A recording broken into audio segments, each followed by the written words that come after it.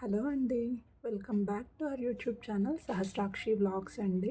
నేనైతే ఈరోజు పప్పుచారు చేస్తున్నానండి. మీరు పప్పుచారు అంటారా లేకపోతే సాంబార్ అంటారా అది మీ ఇష్టం. నేనైతే 1½ గ్లాస్ పప్పు తీసుకున్నాను. ఎర్రపప్పు తీసుకున్నానండి. అందులో కొంచెం మంచిగా నీట్గా వాష్ చేసుకొని అందులో కొంచెం ఆయిల్ ఇంకా పసుపు వేసి వాటర్ వేసేసి ఉడకబెడుతున్నానండి. ఒక 5 విజిల్స్ పెట్టానండి. కొంచెం హై ఫ్లేమ్లో పెట్టాను కాబట్టి 5 విజిల్స్ పెట్టాను. 5 విజిల్స్ వచ్చే లోపల నేను మిర్చి ఇంకా ఆనియన్ టొమాటో వేయడం మర్చిపోయానండి. అలాగే చింతపండు నానబెట్టేసి పెట్టుకున్నానండి. ఒక చిన్న నిమ్మకాయ సైజ్ అంత చింతపండు. ఇప్పుడు నేను మట్టి కడాయిలో చేస్తున్నానండి పప్పుచారు అనేది. పప్పు ఉడికిపోయిందండి బాగా మంచిగా. దాన్ని కొంచెం రుబ్బుకుంటున్నాను. దాని తర్వాత కొంచెం ఆయిల్ వేసేసుకొని అందులో మిర్చి వేసేసుకున్నాను. అలాగే ఒక ఆనియన్ వేసుకుంటున్నాను.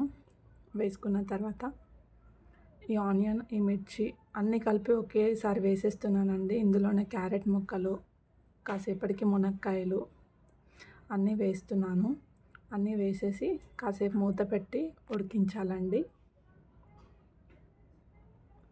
కొంచెం ఉల్లిపాయలు అవన్నీ వేగాక కొంచెం అల్లం వెల్లిగడ్డ పేస్ట్ అవి వేస్తానండి.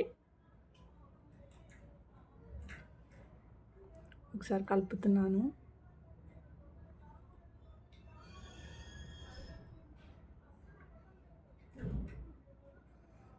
కొంచెం అల్లం వెల్లిగడ్డ పేస్ట్ వేసేసి మళ్ళీ కొంచెం కలుపుకోవాలండి.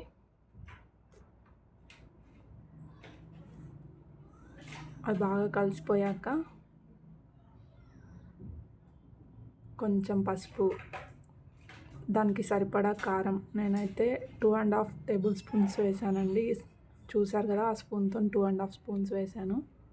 నేను కొంచెం స్పైసీగా ఎక్కువ తింటాను కాబట్టి 2½ వేసాను.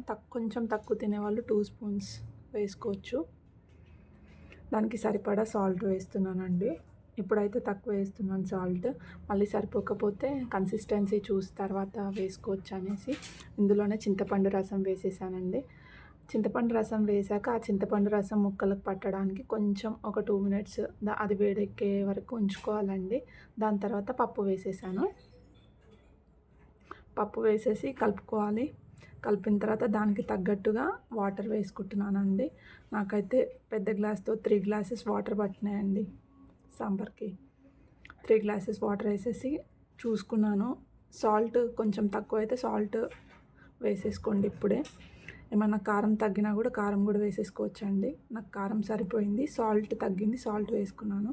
అలాగే కొంచెం జీలకర్ర 2-3 వెల్లుల్లి రెబ్బలు వేసుకొని దంచి వేసేసాను అందులోనే. కాసేపు మరగనివ్వాలండి బాగా. ఒక 10 to 15 మినిట్స్ పడుతుంది. బాగా మరిగాక లాస్ట్లో దింపే ముందు కొంచెం చూసుకొని ధనియాల పొడి అలాగే కొత్తిమీర వేసుకోవాలండి. కొత్తిమీర వేసేసుకున్న తర్వాత ఒక 2 మినిట్స్ ఉంచేసి స్టవ్ ఆఫ్ చేసేసుకోవడమే అండి. అంతే అండి, గుమగుమలాడే సాంబార్ అదే పప్పుచారు రెడీ అయిపోయిందండి. అంతే అండి. Thank you so much for watching. మన ఛానల్ని సబ్స్క్రైబ్ చేసుకోరా ప్లీజ్.